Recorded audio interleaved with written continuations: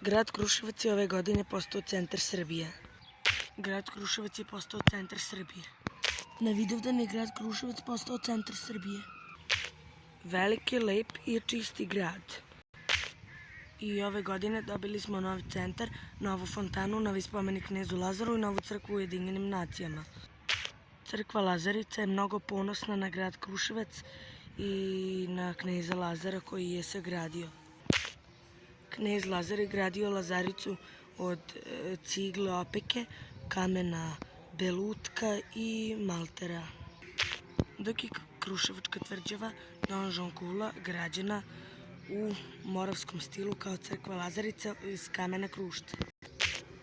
Crkva Lazarica pruža veliku svetost svim građanima grada Kruševca i svi koji dolaze u grad.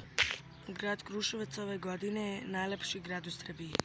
Neki kažu da je najlepši grad u Evropi, to su pričali pre ove godine. Kruševac je postao slavan grad za sve Kruševljane.